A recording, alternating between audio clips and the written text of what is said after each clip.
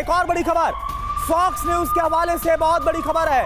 America ने Iran पर दागी 30 टॉमहॉक मिसाइलें, माफ कीजिएगा 30 टॉमहॉक मिसाइलें नातांज और इस्फहान में दागी गई हैं। टॉमहॉक मिसाइलें 400 मील दूर पनडुब्बियों से ये मिसाइलें दागी गई, यानी कि नातांज और इस्फहान पर कैसे हमला हुआ अब उसको लेकर भी क्लैरिटी आ रही है। और इससे पहले जो बम वर्षक जहाज हैं उन्होंने फोर्डो पर हमला किया है। तो ये देखिए, आप ये समझ में आ रहा मनीष कि अमेरिका एक तरफ बोल रहा था कि 2 हफ्ते का वक्त हम लेने वाले हैं कि हमें क्या करना है। क्या आपको ऐसा लग रहा है कि ईरान को, आयतुल्लाह अली खामनेई को भी एक सरप्राइज दिया है अमेरिका ने, क्योंकि ईरान ये सोचता रह गया कि अभी तो 2 हफ्ते का वक्त है, अमेरिका क्या करेगा। उससे पहले अमेरिका ने एक्शन दिखा दिया।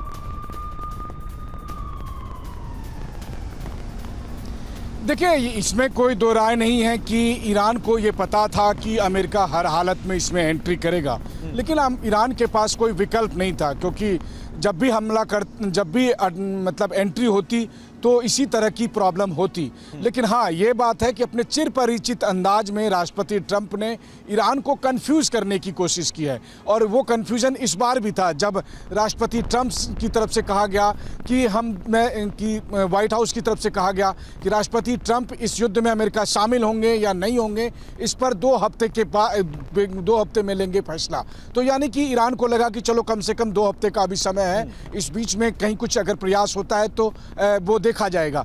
देखिए, सबसे बड़ी बात है कि 2 दिन पहले ईरान के विदेश मंत्री से ब्रिटेन, फ्रांस और जर्मनी के विदेश मंत्री ने मुलाकात की जेनेवा में और उनको समझाने की कोशिश की कि ये एक आखिरी मौका है। तो ये सब प्रयास अमेरिका की तरफ से ही किए गए थे, अमेरिका की तरफ से ही बताया गया। मनीष, जो आपने जिक्र किया आपने जो अब्बास अरागची का जिक्र किया, जो जेनेवा मुलाकात हुई है यूरोपियन कंट्री की तरफ से, तब एक बयान आया, मैं उसका जिक्र करना चाहूंगा। तब उनकी तरफ से कहा गया कि अगर अमेरिका ये सोचता, अगर इजराइल ये सोचता है कि हम अपना परमाणु कार्यक्रम पूरी तरह से खत्म कर देंगे तो ये नहीं होने वाला।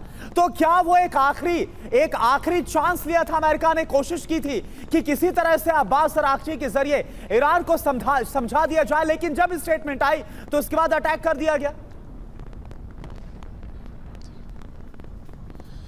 देखिए, सबसे बड़ी बात क्या है कि ईरान के मन में क्या था। ईरान को पता था, मान लीजिए कि अगर ईरान ने ये बात मान ली होती तो क्या होता, उसके बाद 2 साल बाद दोबारा वही स्थिति होती जो आज है। क्योंकि इससे पहले ही राष्ट्रपति ट्रंप या प्रधानमंत्री नेतन्याहू ये कह रहे थे कि ईरान के पास लीबिया मॉडल अपनाया जा सकता है। लीबिया में यही हुआ था, जब लीबिया के शासक गद्दाफी थे। गद्दाफी ने कहा कि ठीक है, मैं अपना परमाणु कार्यक्रम नहीं करूँगा, और IAEA की टीम आई, नाटो की टीम आई, वो लीबिया से सारे परमाणु कार्यक्रम से संबंधित तमाम चीज़ें उठाकर ले गई। और उसके बाद जब वहाँ की सत्ता कमज़ोर हो गई तो फिर वहाँ पर एक पश्चिमी देशों के समर्थन में लोग उतर आए वहाँ पर और गद्दाफी मारे गए। तो ईरान की सत्ता को भी ये पता है कि चाहे इधर से या उधर से, इसीलिए बार बार ईरान की तरफ से कहा जाता था कि वो परमाणु कार्यक्रम नहीं छोड़ेंगे, और अगर परमाणु कार्यक्रम को छोड़ना और युद्ध करना, इन दोनों में से कोई एक विकल्प होगा तो वो युद्ध करने का विकल्प करेंगे। तो जाहिर है कि ईरान अपनी तरफ से भी डिसाइडेड है। और देखिए, सब कुछ कैलकुलेटेड है। अमेरिका को भी पता है कि अब ईरान इसके आगे बढ़ेगा, अब ईरान का अगला रिएक्शन क्या होगा वो भी पता है। और वहीं दूसरी तरफ ईरान को भी पता था कि आज न कल अमेरिका और इजराइल मिलकर हम पर हमला करेगा, इसीलिए अब ये युद्ध और अधिक भयावह होगा। अब ये युद्ध का आलम ये होगा कि अब ईरान की मजबूरी होगी कि वो बयानबाजी से अलग जाकर अब अमेरिका के बेस पर अटैक करे। और जैसे ही वो अमेरिका के बेस पर अटैक करेगा तो फिर इजराइल के हमले के साथ साथ अमेरिकी विमान भी लगातार रोज बॉम्बिंग करने लगेंगे। आज तो पहला दिन है, आज तो शुरुआत हुई है। आज तो आप कहें कि अमेरिका के हिसाब से मुहूर्त निकला है, और वो भी इतना धमाकेदार मुहूर्त निकला जहां पर कि 6 बम वर्षक विमानों ने एक साथ ईरान के फोर्डो न्यूक्लियर साइट पर अटैक किया। तो वहीं दूसरे जो 2 और थे उनको 30 टॉमहॉक मिसाइल ने अटैक किया, और वो भी अमेरिकन सबमरीन से अटैक किया। इन सब संकेतों, इन सब सूचनाओं के जरिए अमेरिका ये कहना चाहता है कि देखिए, हमने किसी और देश की मदद नहीं ली, अमेरिका के जो अपने एसेट्स थे हमने सीधे अमेरिका से बम वर्षक विमान भेजे, और उसने ईरान में जाकर जानबूझकर ये सूचना लीक की गई, जानबूझकर ये सारी इंफॉर्मेशन ईरान के जरिए दुनिया को दी गई कि देखिए, इसमें कोई और इन्वॉल्व नहीं था। आप सोचिए, कई हजार किलोमीटर दूर से अमेरिका से 6 बम वर्षक विमान उड़ते हैं, उनके साथ जो है इन हवा में ही ईंधन भरने वाले बढ़ते हैं, उनके वीडियो जारी किए जाते हैं ईरान को ये बताने के लिए कि अमेरिका इतना ताकतवर है, इतना कैपेबल है कि वो अमेरिका से उड़ान भर के ईरान में जाकर ईरान पर हमला करके और फिर वापस लौट आता है, या फिर ईरान से 400 मील दूर स्थिति पर जो उसके सबमरीन है वहाँ से वो मिसाइलों से अटैक करता है। तो उसे किसी और बेस की ज़रूरत नहीं है, किसी और देश ने अपना एयर स्पेस नहीं दिया, किसी और देश ने कोई मदद नहीं की, तो आप किसी और देश पर अटैक करेंगे नहीं।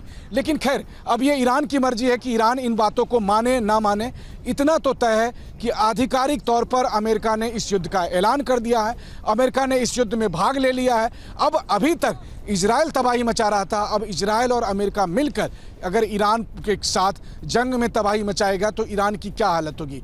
ईरान के पास बहुत ज़्यादा विकल्प नहीं है, देर सवेर उन्हें पता है कि ईरान की सत्ता को हटाने के लिए तमाम कोशिशें होंगी और हर हालत में ईरान की सत्ता बदली जाएगी, चाहे परमाणु कार्यक्रम के पहले या परमाणु कार्यक्रम के बाद। तो इसलिए पहला स्टेप हो चुका है, परमाणु कार्यक्रम के तीनों महत्वपूर्ण साइट को ख़त्म कर दिया गया है और अब इसके बाद की आगे की कार्रवाई क्या होगी ये डिपेंड करता है कि अगले कुछ घंटे में ईरान का क्या रिएक्शन होता है। बिल्कुल, तो क्या इसके बाद जो सर्वोच्च नेता ईरान के आयतुल्लाह अली खामनेई उन पर संकट और गहरा गया?